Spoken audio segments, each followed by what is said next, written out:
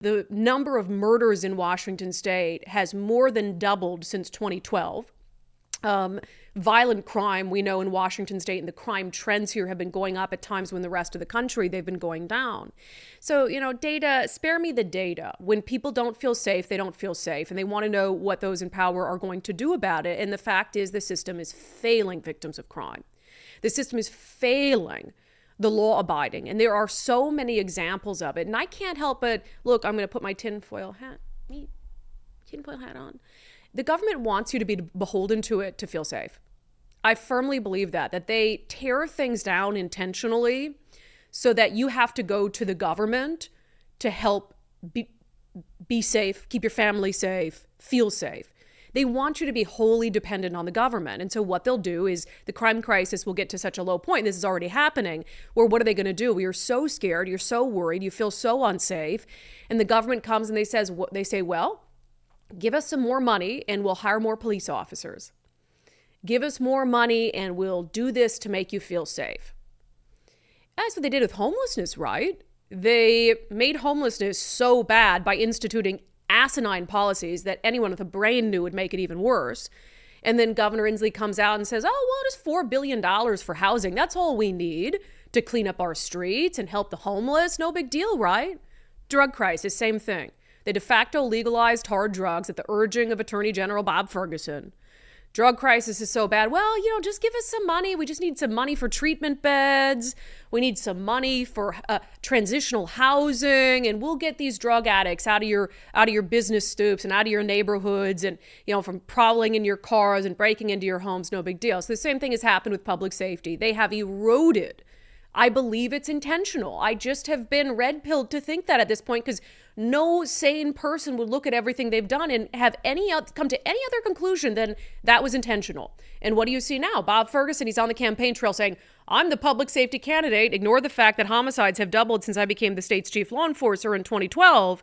And now, you know what I'm going to do to fix it? We're going to give $100 million to local police departments to hire more officers and give them signing bonuses. It is the same pattern over and over again, and it will take years to dig ourselves out of it, but we'll never dig ourselves out of it if we don't elect different people. The truth is, though, that we have had, and I know there's a long lead-up rant to the top story of the day, but we've had a governor, the same governor, in charge for 12 years in Washington state, and he has, as a result of that, been able to appoint people to the courts in his image. And once you are appointed to fill a vacancy on a court, as you know, as a judge, it's very hard to win an election against an incumbent judge. So as a result, we have all of these ideologue judges up and down the court system, Inslee appointees, some of them appointed during the 2020 racial justice awakening. So the only ones going in there were tried and true ideologues who believe that criminals are the victims and victims are the criminals. And we see the very real life consequences of that. And it's absolutely devastating for crime victims, for survivors, and for the families of those who have been victimized. So this story breaks my freaking heart. It happened in Renton. So there was a horrible murder of a handyman in Renton, a 65-year-old named Kyle Dean Gray. This is from the Renton Reporter on a court hearing that just happened in this case. The suspect is a 19-year-old. He was arrested in the stabbing death of the handyman. He died from multiple stab wounds. It says Renton police have arrested a 19-year-old man in the stabbing death of a 65-year-old handyman at a Renton apartment complex. It happened Friday, September 27th. The King County Superior Court found probable cause for murder charges against 19-year-old Kashawn Conscience Jimerson of Renton at his first appearance in court on September 28th. According to first appearance documents, Renton police officers were dispatched at approximately 2:16 p.m. after Jimerson called 911 on September 27th, reporting he stabbed someone. Dispatch further reported to police that, quote, the male stabbed a handyman inside the home, patient still conscious, reporting party will be outside with a knife. Arriving officers contacted Jimerson in front of an apartment unit without a knife and saw blood on him. Within the unit, officers found Gray lying on the living room floor, suffering from knife wounds to the chest and groin areas. Officers and responding medics attempted life-saving measures on Gray prior to his death at the scene.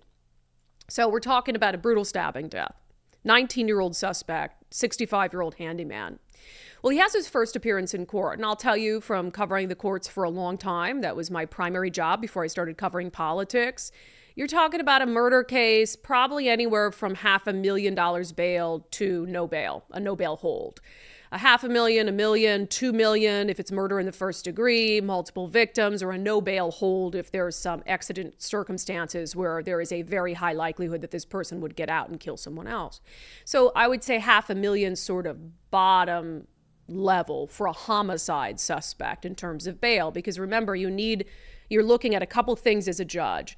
You're looking at the likelihood that they'll reappear and the likelihood that they might reoffend or pose a significant risk to the community if they're released. So you want to set the bail somewhere where it accounts for the seriousness of the crime, and also where it's high enough that the amount of money you have to give to a bail bondsman is enough to secure you coming back to court and not fleeing. Because if you're a murder suspect, you're weighing like, hey, do I flee the country and not spend 30 years in prison, or do I stay because I've got, $100,000 in my mom's house on the line if I flee, and then I'll fight this in court, right? So that would be my expectation. Enter Judge Michelle Gelson of the King County District Court. She released this 19-year-old suspect, Kashawn Jimerson, from jail with $50,000 bail after he stabbed a handyman to death with a large butcher knife and confessed to the crime. Prosecutors had asked her for $2 million bail, which, given the nature of the crime, is incredibly appropriate. But Judge Michelle Gelson said no and put it at $50,000. $50,000. That's more appropriate for someone who steals a car. Maybe a second offense, theft of a vehicle, $50,000. Like a domestic violence case or something, I could see that being at $50,000, where a suspect was injured, but certainly not killed. $50,000 for a 19-year-old who stabbed a 65-year-old handyman to death by his own admission with a butcher knife multiple times in the chest and in the groin. So what do we know about this judge? Judge Michelle Gelson. Let me just read a little bit about her. Judge Michelle Gelson was unanimously appointed to the King County District Court bench by the King County Council in 2019. She is currently assigned to the Renton Courthouse, where she presides over a variety of criminal and civil matters. She's committed to ensuring that everyone who enters the courtroom feels heard, respected, and experiences the legal process in a truly fair and equitable manner. Judge Gelson also presides over the King County District Court's Community Court in Redmond, which is an alternative problem-solving court aimed at helping participants reconnect with their communities by providing on-site services while holding them accountable for their behavior. Is that a equitable bail? Is that a bail that, quote, makes sure everyone who enters the courtroom feels heard, respected, and experiences the legal process in a truly fair and equitable manner? Is that fair to the victim? Is that fair to the victim's family? Does the victim's family feel heard and respected? The only person that that's fair to, the only person that's equitable to, the only person who left that courtroom feeling heard and respected is that 19-year-old suspect who now has been told by a court of law that you can stab someone to death with a butcher knife, admit to it, and you can be walking out free the next day on $50,000 bail. In what world does that make sense? And again, it's not an outlier. This sort of stuff happens all the time. And you have judges, to me, are becoming the biggest weakness in our criminal justice system. You might have municipalities, like for instance, in the city of Seattle, Ann Davison, first Republican elected in Seattle in some time. She wanted to come in, take a harder on crime approach, make sure people were being booked into jail. But that can only go so far because she can't control what prosecutors do. She can't control what a judge does. And so you just have to have faith that the people who for a living are practicing law, that they could see someone who murdered someone with a butcher knife and say, maybe $50,000 bail is a little low. Maybe I ought to do something to make sure we protect the public from this person so he doesn't go out and stab someone else to death with a giant butcher knife. So you have crime victims that are truly at the mercy of courtrooms packed with ideologically driven judges.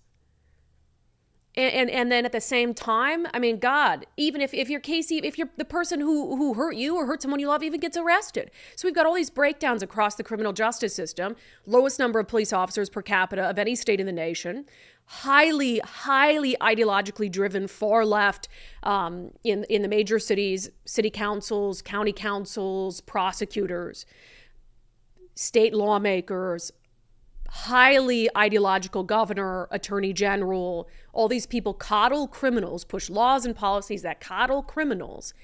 And I can't even imagine being that man's family and seeing the guy who admitted to stabbing him to death with a butcher knife walk out of jail, $50,000 bail. Holy smokes. And we have a trio of stories in this regard in terms of just failures of the judicial system today. How about this one from Como News? Boy arrested for attempted robbery with a knife, mistakenly released from juvenile detention. How the hell do you mistakenly release someone who commits a robbery with a knife from juvenile detention? And first of all, why is a 13-year-old boy committing a robbery with a knife? It says a 13-year-old boy was accidentally released from juvenile detention. Oops! After being arrested for an attempted robbery in West Queen Anne. Happened near McClure Middle School. After receiving reports of a robbery, it happened September 27th, police interviewed a 12-year-old victim and determined that a 13-year-old boy attempted to rob him of his bicycle with a knife on school grounds. On school grounds at a middle school in a traditionally very safe neighborhood in Seattle. Queen Anne? I lived up there for 10 years. Not a lot of crime happening on Queen Anne, but now we've got 13-year-olds armed with a knife robbing 12-year-olds on the grounds of a middle school. Officers arrested and booked the teen into juvenile detention at the Family Justice Center for investigation of robbery. Police were notified the following day, September 28th, that staff released the young man from juvenile detention by mistake. How does that happen? Oh, all the things I mentioned earlier that are going wrong in our criminal justice system. I didn't even mention the juvenile justice system, which of course is a disaster, so much so that our 2 juvenile detention centers or prisons for juveniles in Washington state aren't even accepting new bookings because there's so many juveniles already there who have committed serious violent offenses. Thankfully, officers were able to get a warrant, go back out, take this 13-year-old into custody without issue. That's terrifying.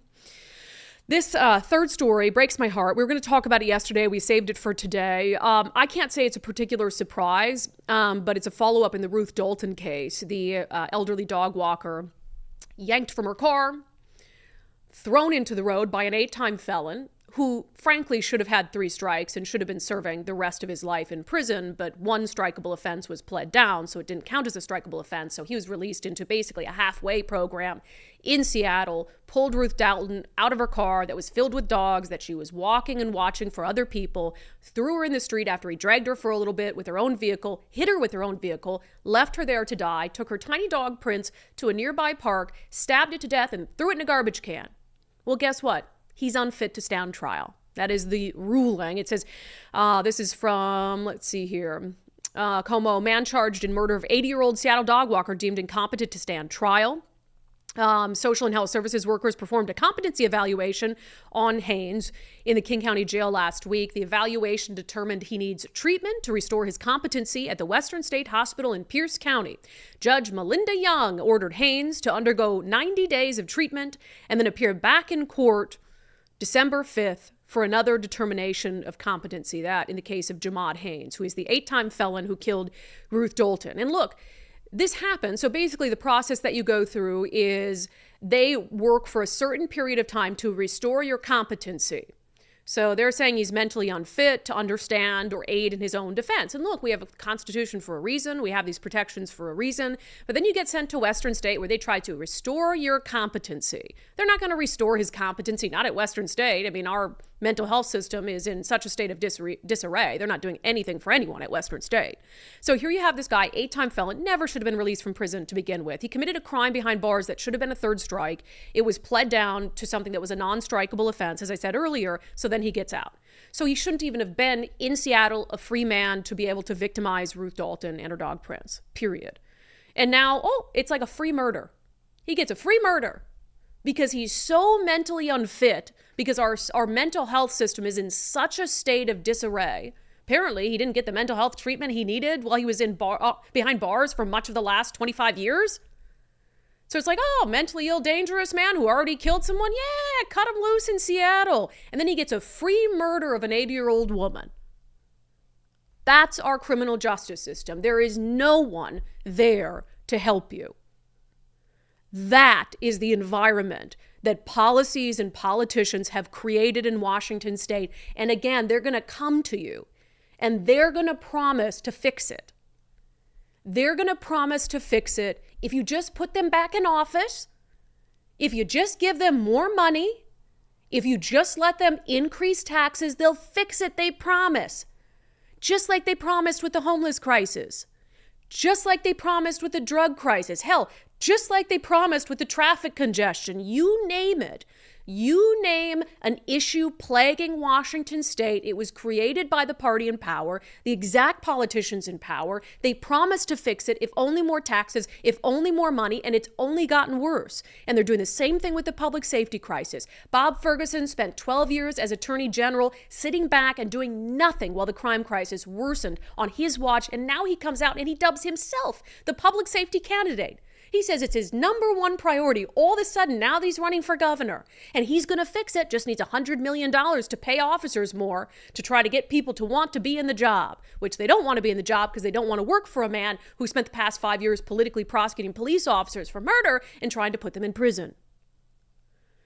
We will not get out of any of these crises, the public safety crisis included, if we entrust the same people who created the problem to fix it. That is insane. And until we fix it, we're all on our own. You might not see it yet. I think a lot of you do. But for those who don't, unfortunately, it is going to take them being the victim of a crime themselves and seeing for themselves, or their family members or friends, unfortunately, being the victim of a crime themselves and seeing for themselves just how bad the so-called justice system in this state has become.